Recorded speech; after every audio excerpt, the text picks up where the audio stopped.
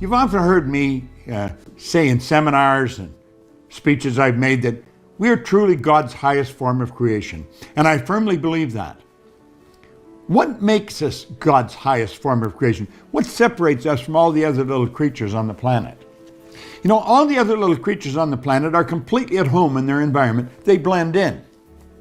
You and I are totally disoriented in our environment.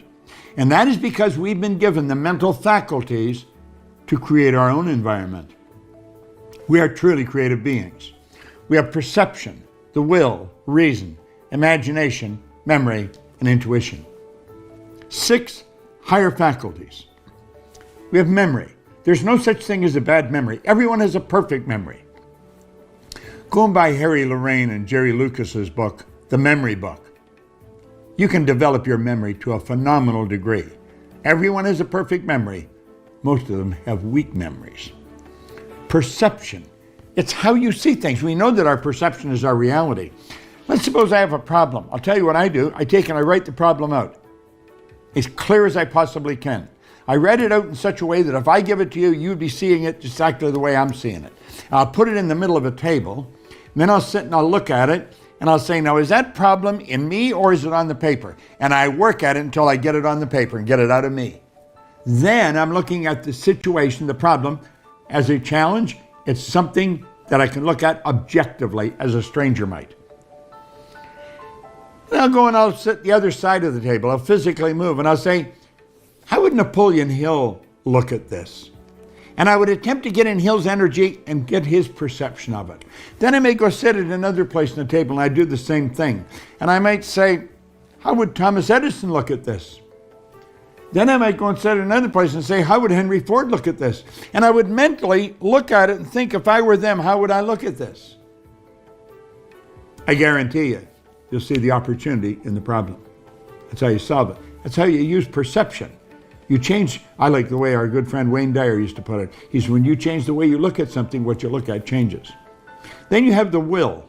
Do you know, when John Kennedy asked Dr. Wernher von Braun what it would take to build a rocket that would carry a person to the moon and bring him back safely to Earth, von Braun answered him in 5 words. He said, the will to do it.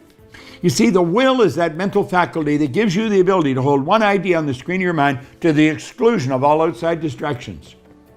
It gives you the ability to concentrate. When you concentrate, your thoughts increase in amplitude of vibration. Your thoughts become much more powerful. You have the ability to raise and lower your own power through your thinking.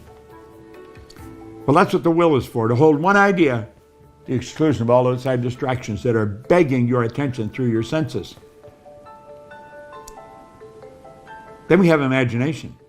Napoleon Hill said it's the most marvelous, miraculous, inconceivably powerful force the world's ever known. Do you know the building you're in was nothing but an image in somebody's mind at one time? That's all it was. You have a marvelous imagination. You can create whatever you want, your imagination. And I'm going to tell you something. When you get a picture here, you've gone there. That place exists. There is a place. You've raised yourself, put yourself on a higher frequency of thought. Nothing's created or destroyed. Whenever we build an image in our mind, we're capable of doing it.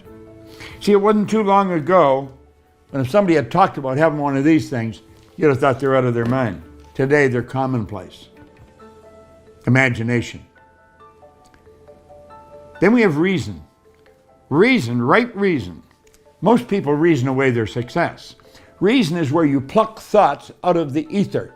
You create thoughts. You can pick up thoughts. Thoughts are floating around, other people's thoughts, or you can create them. You create them because you've got what's called an inductive reasoning factor, and you pull thoughts and build them together, and you build an idea. And if you don't like the idea, take another thought and add it. And you keep adding thoughts till you got the idea you want. Reason. Think. Think. How can I fix this? How can I do that? You do it through thinking. You build an image in your mind through thoughts. Thinking is the highest function that you're capable of.